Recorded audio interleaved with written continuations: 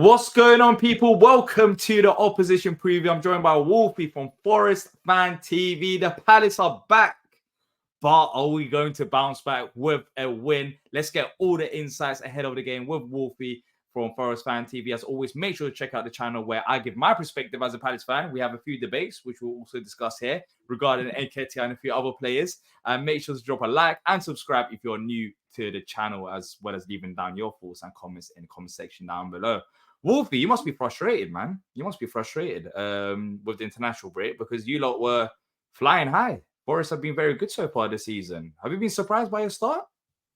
Look, I can say no because I got it on record. Yeah, I thought Forest would do well this year, but I thought we'd do well last year and the year before. So, eventually, even a broken clock is right twice, bro. But yeah, you know what? You've always got to put your chest out when it comes to your club. You discuss all the internal politics with the Forest fans, but you know how it is when you face any other opposition. It's Forest are the best. But yeah, I'm ecstatic, mate. Top 10, and as bad as I know it sounds like deluded, but we should be higher. We shouldn't have lost. We shouldn't have drawn with Bournemouth. We shouldn't have drawn with Wolves. That's 4 points dropped there.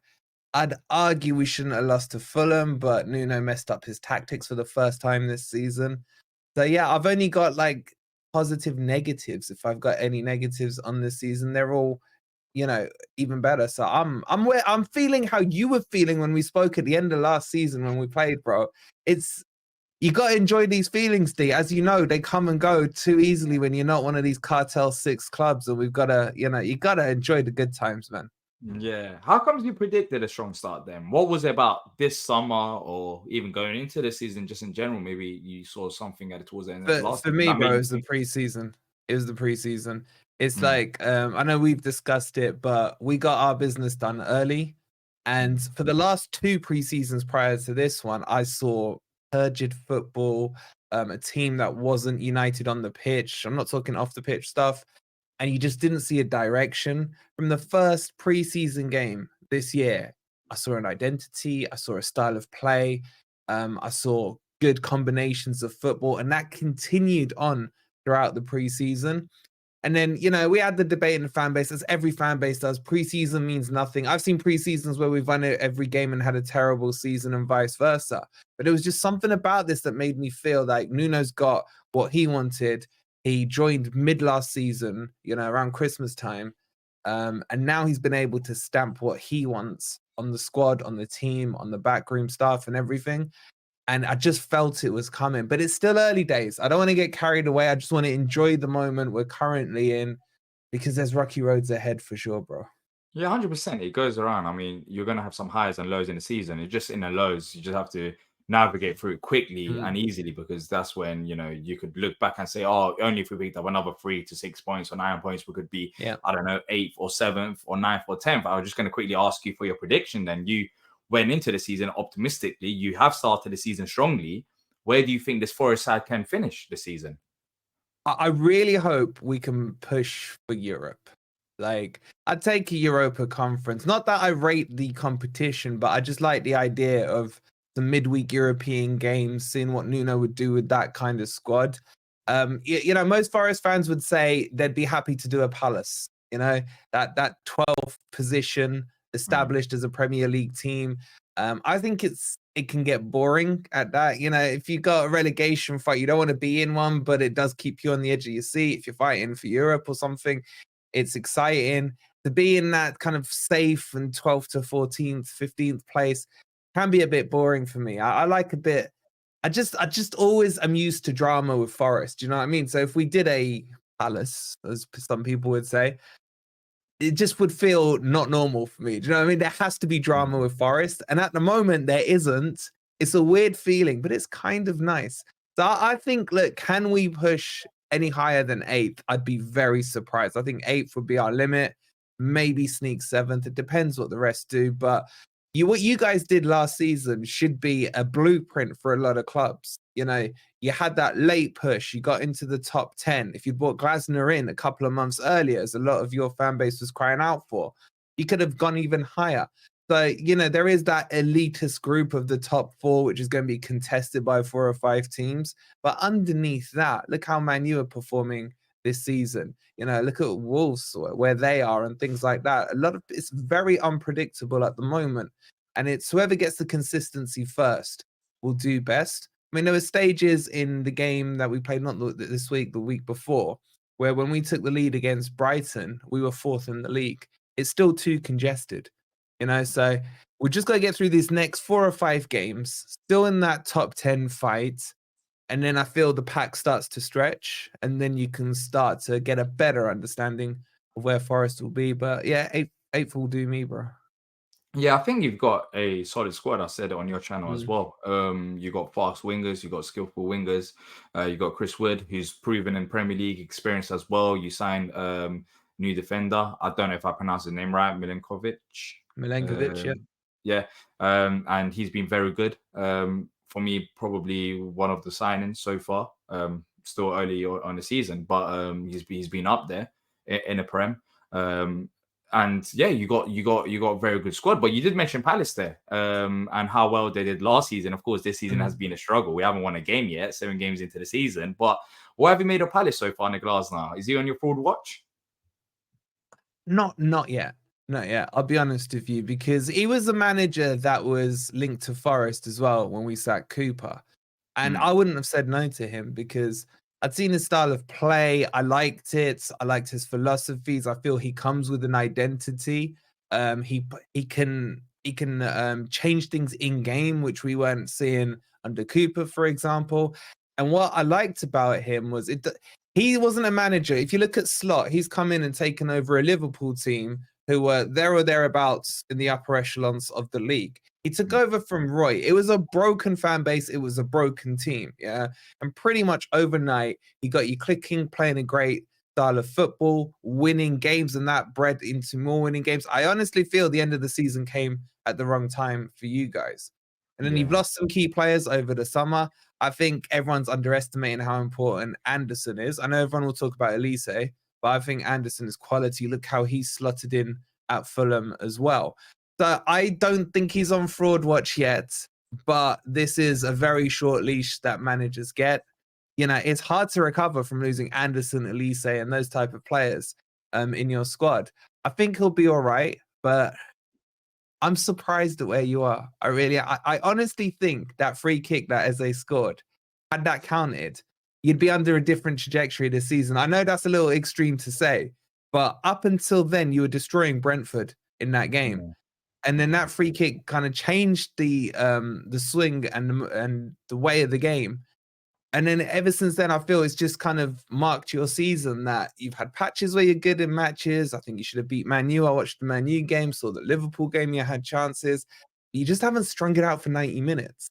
And even within those patches, you haven't converted your chances. That if you could convert those chances, you know, you might find yourselves in a comfortable lead, and it doesn't matter that you haven't strung it together for 90 minutes.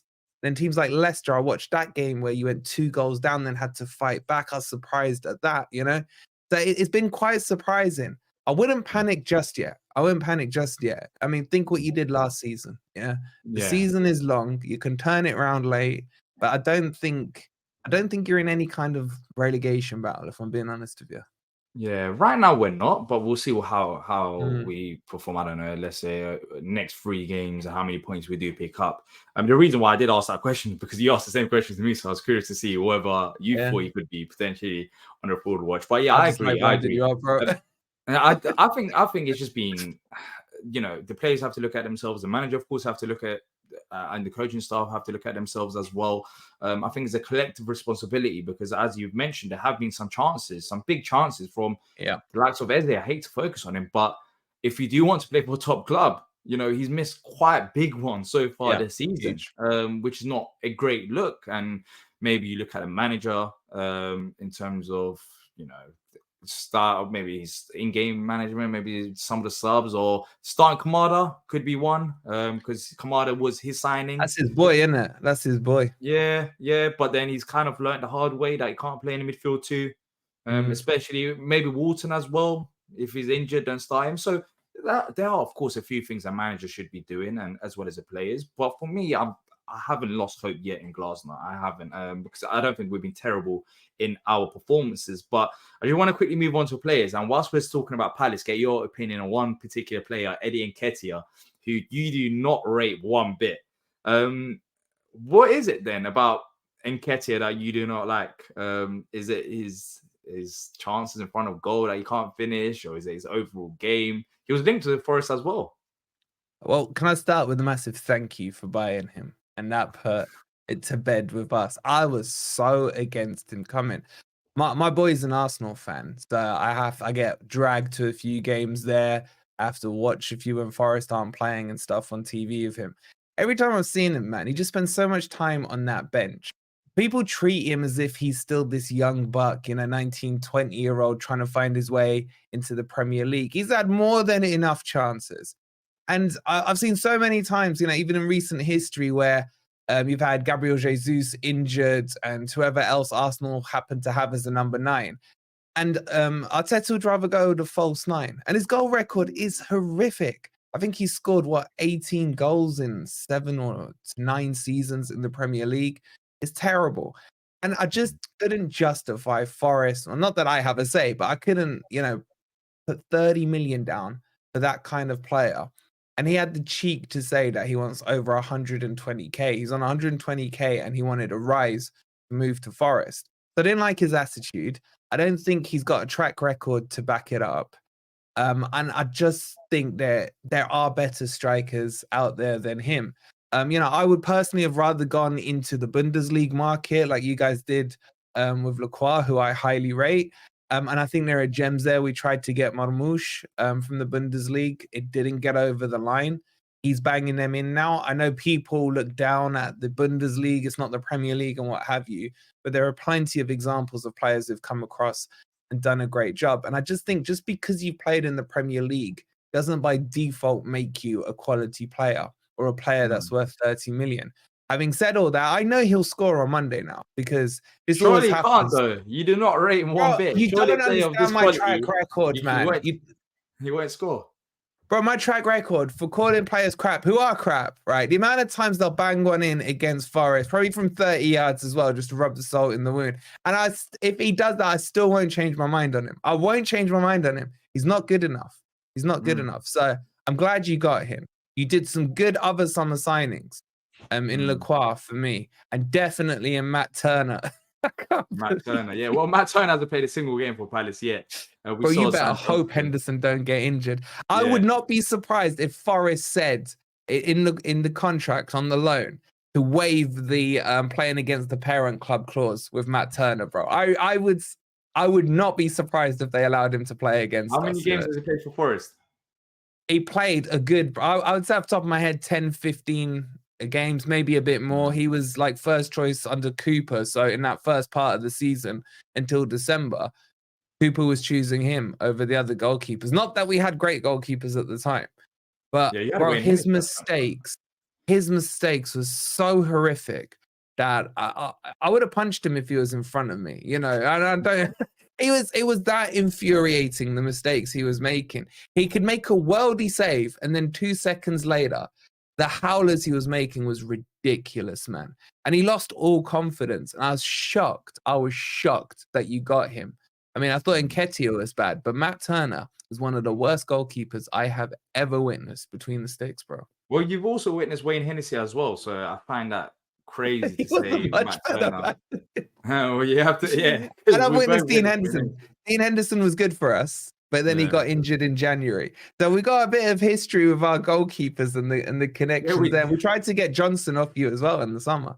Yeah. He joined Wolves, which not really working out well for him over there.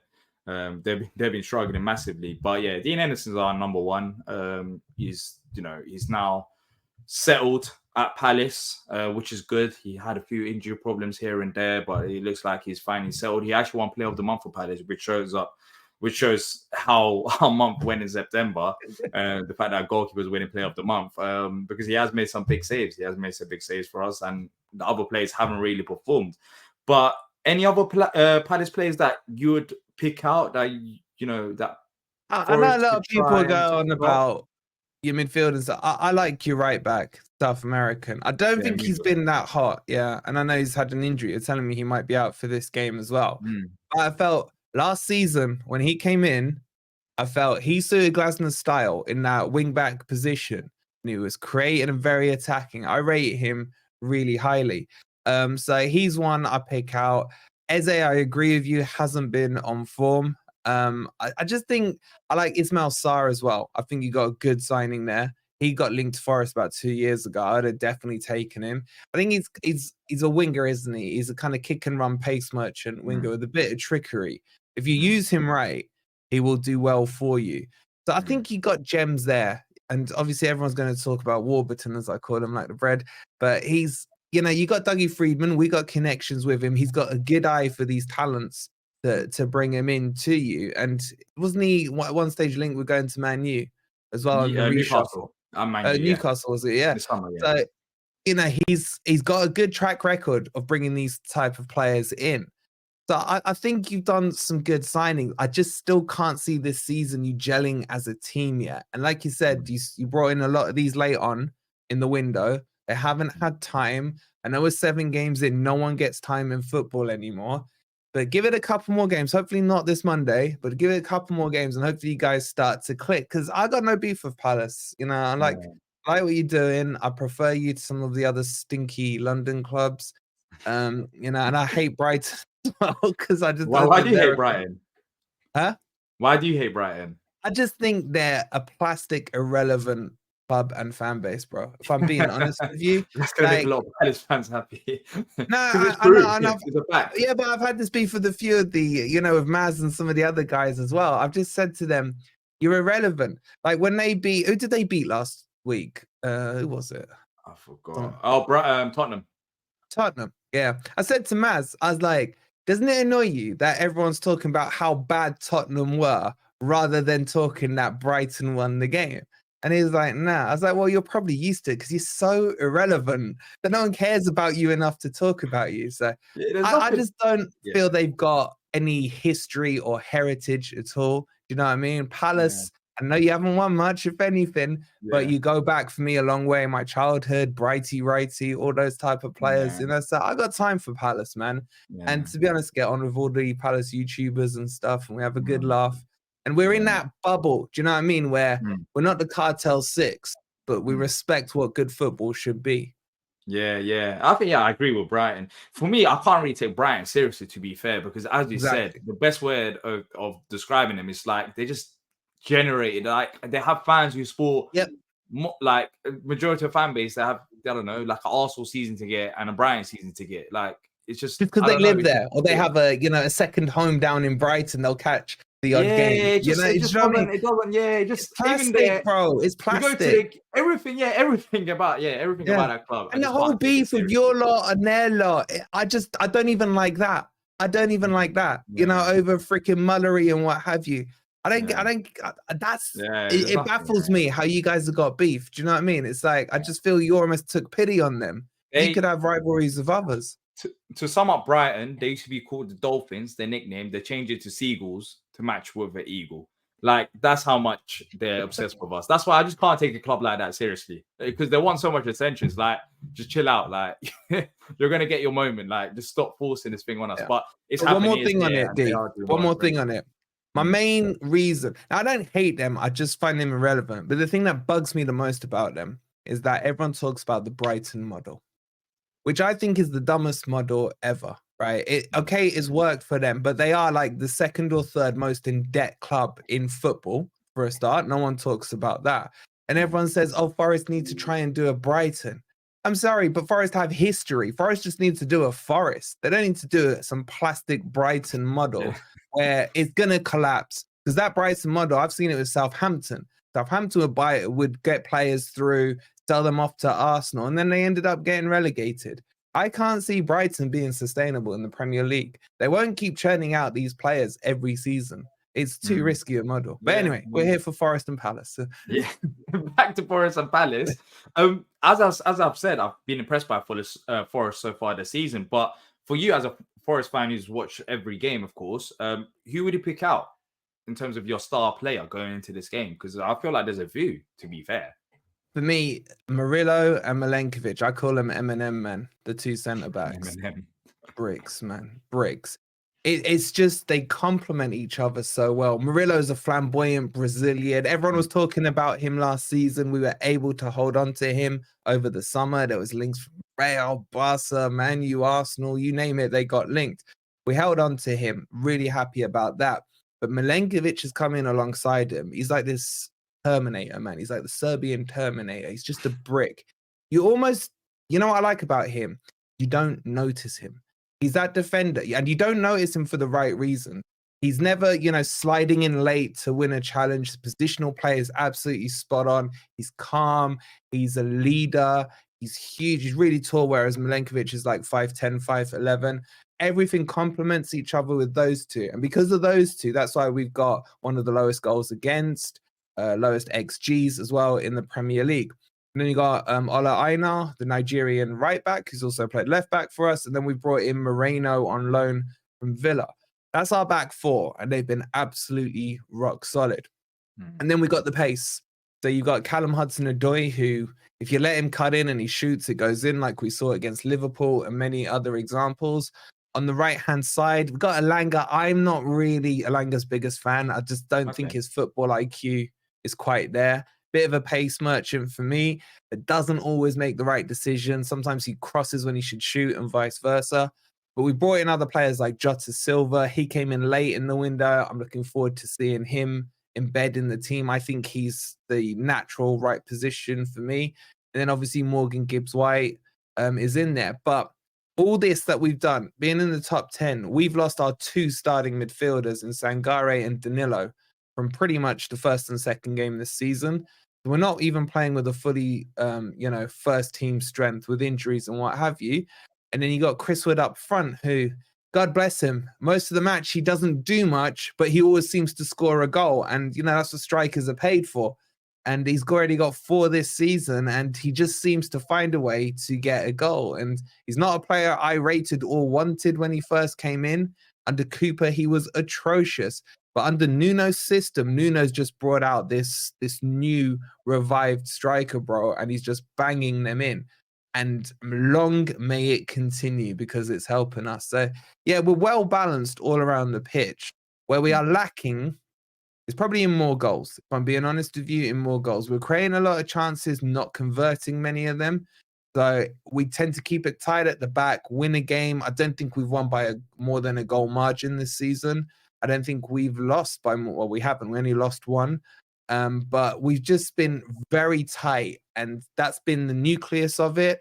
Now we need to get expansive more going forward and finishing those chances. But I'm happy with the squad. I'm happy with the team. We're 1 or 2 players short. We always will be. Every team is. But yeah, bro, it's a lot better than 2 years ago or a year ago. Yeah, because you did not want Steve Cooper. I remember those times, and you have got Cooper after us. That should be interesting. Leicester versus Forest. Cooper derby. Definitely tuning into the watch along for that game on Friday night, because that's going to be a game and a half for you lot after our game. But let's move on to score predictions then. I'll be honest, the way you described it in terms of solid defensively, for us, we had our moments earlier on in the season with Lacroix easing in terms of being better defensively. I think we're improving as the games go by. Gehi and Lacroix building that connection. Now Chalobah's been involved as well. International break, as I've said, I've looked forward to it. I've enjoyed it. Monday Night Football, even better. Longer time for the players to come back from international break, for us to prep and get the 1 or 2 things right, and gives Glass and the team something to think about as well. I said 1-1. I'm going to stick with my 1-1 prediction. I don't think there's going to be that many goals. But saying that, I think you could go like 1-0 either way as well. But for you, surely you must be backing your boys at home. I'm backing my boys, bro, but I just don't like an international break because I don't know how they're going to come back, what we're going to see. We still haven't won at the City Ground this season, although we should have had 2 or 3 wins comfortably. We're undefeated away from home, so I'd have preferred this down your neck of the woods, to be honest, if I had a choice, because we're just flying away from home. But I think we'll get it right this weekend. Obviously, I'm going to back my boys. I'm going to stick to form. There hasn't been more than a goal in any of the games we've played in. I would love to see Forest win a game comfortably, but this is the Premier League. You got to respect it. I'm going to go, it's going to be 1-0 or 2-1 to Forest. It'll be one goal in it either way. Could be a Yeah, I think draw, but you yeah, haven't beat us since we've come back. So, exactly. you know, That's it'll be that's the tight. reason why I'm predicting a draw. I'm expecting improvement from the Liverpool game as Yeah. well, but it just depends on if Palace can take the chances. Really, if we get many, because as you said, the two at the back they're very solid. It's not just two. I mean, your whole defensive line. Yeah. I think your manager, credit goes to your manager as well, Nuno, because he's been known for his defensive, you know, ability and coaching. So Yeah. I expect the Forest to be solid so far this season. You made a very good signing. I think that will continue, but I also expect Palace to be solid as well. Let's see on the counter. My biggest worry is, for example, the likes of Hudson-Odoi. How do we contain him? What happens if Munoz isn't fit? Do we play Chalobah down the right-hand side? There's question marks there. So only time will tell. But thank you for coming on the channel. Make sure to check out Wolfie at Forest Fan TV. As I mentioned at the start of the show, I'm also on there giving my Palace perspective. Make sure to subscribe. The link will be in the description down below as well. Let us know your score predictions in the comment section down below. Does this preview give you a bit of optimism? Are you still wishing that international break went on a bit longer? Let us know. That's it from us too. And until next time, up the Palace.